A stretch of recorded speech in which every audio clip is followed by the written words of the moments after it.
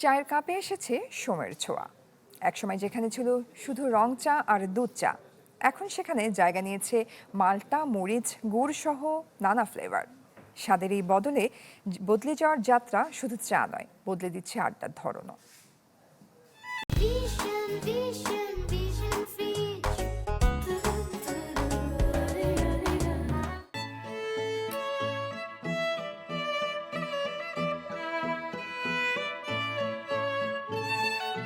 সকাল কিংবা দুপুর, বিকাল অথবা সন্ধ্যা রাত, সবসময় সঙ্গী হয় এক কাপ চা। গল্প আড্ডা তো বটেই, অনেক আনন্দের মুহূর্তে যেমন সঙ্গী হয় চা, তেমনি সঙ্গী হয় দুশ্চিন্তার মাঝেও। বাঙালিদের কাছে এই পানীয় যেন অলিখিত, অপরিহার্য। একটা সময় চা মানেই ছিল দুধ চা কিংবা রং চা হলেও সময়ের সাথে বদলেছে চিত্র, বদলেছে উপাদান। চা পাতা, দুধ আর চিনির সাথে এখন যোগ হয়েছে লেবু সহ নানা ফল, বিভিন্ন মশলার পাশাপাশি মরিচ। এখন লেবু চা, মালটার চা, তেঁতুল চা, গুড়ের চা, মালটোবা চা, কফি চা, আদা চা, দুধ চা, এগুলো আর কি, পনির চা। রং চা হচ্ছে 10 টাকা, মালটা চা হচ্ছে 15 টাকা। দুধ চা 2 আইটেমের পাওয়া যায়, গুড়ের চা আছে, চিনির চা আছে। গুড়ের চাটা 20 টাকা, চিনির চাটা হচ্ছে 15 টাকা।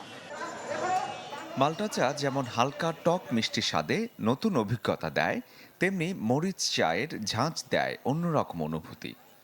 চায়ের যে আলাদা একটা যে আমরা ফ্লেভার পেতাম, সেটা তো আর ফ্লেভার নাই। এখন তো ওই তেঁতুল, মালটার ফ্লেভার পাচ্ছি। চায়ের যে স্বাদ সেটা হচ্ছে না, এটা একটা যে গরম জুসের মতো হয়ে যাচ্ছে। লাল চায়ের মধ্যে আমরা দেখছি কাঁচামরিচ দিয়ে, টক দিয়ে করছে। এগুলো আসলে চায়ের বিভিন্ন স্বাদের ভিন্নতার জন্য, এবং এই ভিন্নতাগুলোই আমাদের আসলে তরুণ প্রজন্মের কাছে খুব ভালো লাগছে। যাই করি না কারণ আমাদের দিন শেষে হলো কি আমাদের ওই রং চাটার প্রতি আমাদের সবাই একটা আসক্ত। ঢাকায় এখন জনপ্রিয় ফ্লেভারের চায়ের মধ্যে রয়েছে মাল্টা চা, লেমন গ্রাস চা, গুড় চা, মরিচের চা, আদা মধু চা। এই পরিবর্তন শুধু স্বাদে নয়, বদলে দিয়েছে চা সংস্কৃতির ছবিও। যেখানে আগে চা ছিল আড্ডার বাহানা, এখন তা হয়ে উঠছে ফুড ফটোগ্রাফির উপলক্ষ। সময় বদলেছে চায়ের স্বাদ, তবে চায়ের কাপে গল্প আর আড্ডা আছে আগের মতোই উজ্জ্বল, প্রাণবন্ত। শরীফুল হক, চ্যানেল 24, ঢাকা।